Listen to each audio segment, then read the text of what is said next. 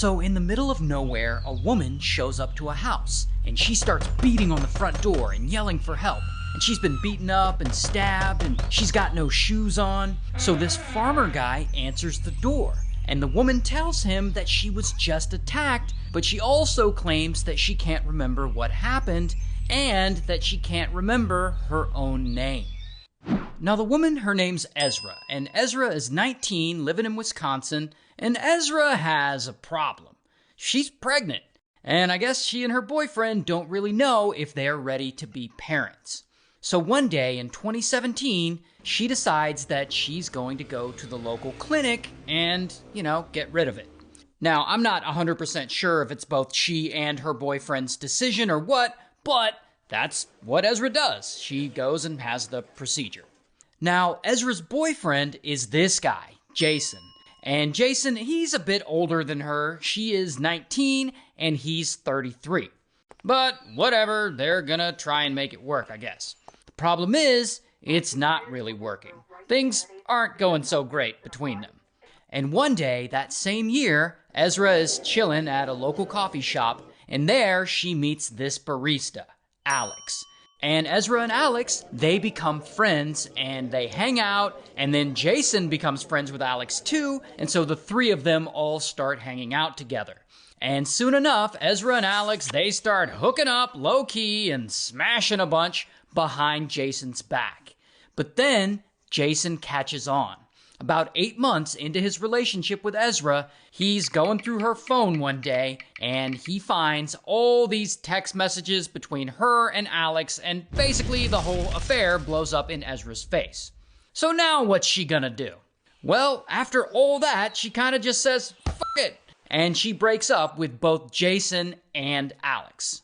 However, after a while, she starts to regret that decision. Because even though she broke up with both of them, she's still not over Jason specifically, and she wants to get back together with him. Here's the thing though.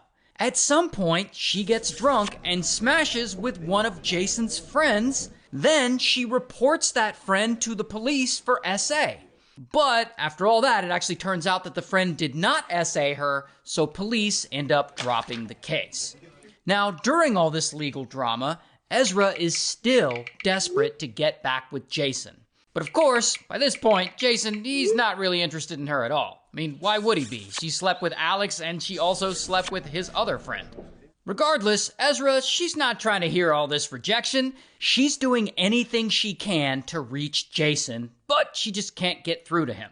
Like, she's blowing up his phone with hundreds of text messages. She's begging him to take her back. She's sending him, I guess, journal entries that indicate how much she wants to get back together with him. She's even messaging Alex a ton and begging him to help her get back together with Jason. But I guess Alex is like, "No, you're crazy." So nothing is working. And now Ezra's got to come up with a new plan to get Jason to take her back.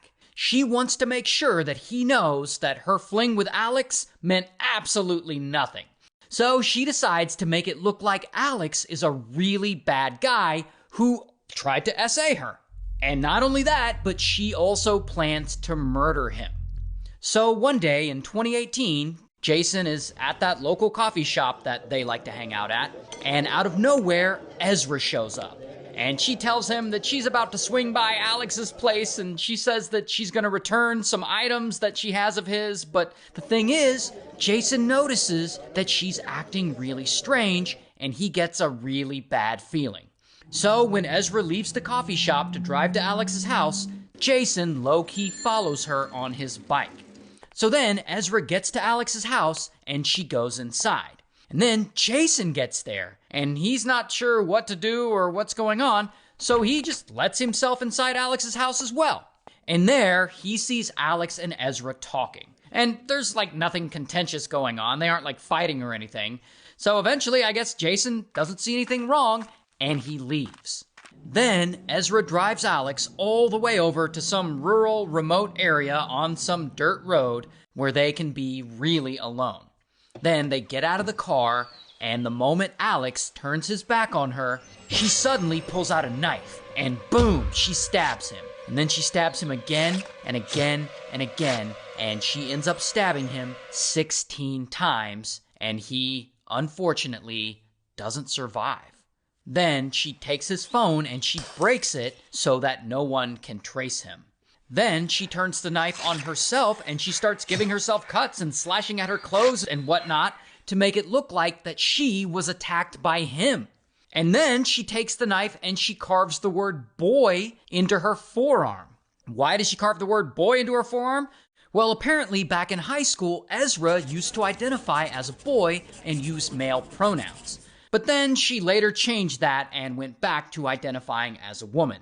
And I guess she's trying to make it look like Alex was mocking her gender identity and carving the word boy in her arm or something. Anyway, then she kind of just leaves Alex there in the middle of nowhere. And she starts hiking barefoot. And 3 hours later, she's still hiking and she reaches some random farmer's house and she starts beating on his door, crying for help. So this farmer guy answers the door and Ezra tells him that she was just attacked and that she can't remember exactly what happened and that she also can't even remember her own name. And this poor farmer guy, he doesn't know what's going on, so he calls the police. And so police come all the way out there and they pick her up.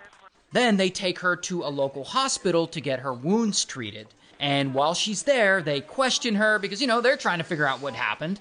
But again, she claims that she doesn't remember much, except she remembers that the last person that she was with was Alex.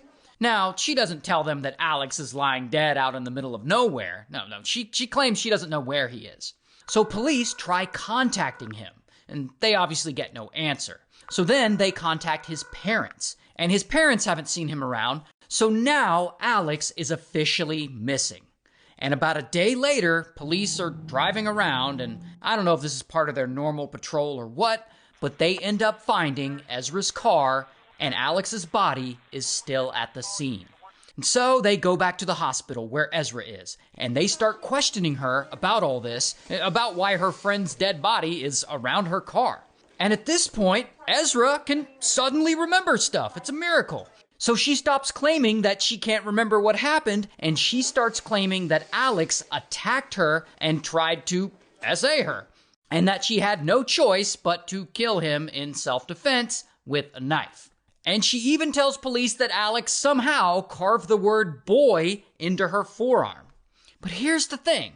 Police know that something is way off about her story. Mostly because the word boy is carved into her left forearm, and if she was actually sitting in the driver's seat when he supposedly attacked her like she claimed, and Alex was sitting in the passenger seat, he would have had to have reached over her to get to her left arm, which is not impossible, but it just seems very unlikely.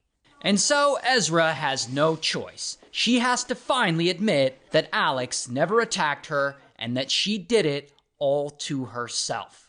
And so police keep investigating, and 2 weeks later, bam, they arrest Ezra. Here's her mugshot. And so she ends up going to trial, and she's found guilty, and she gets sentenced to life in prison.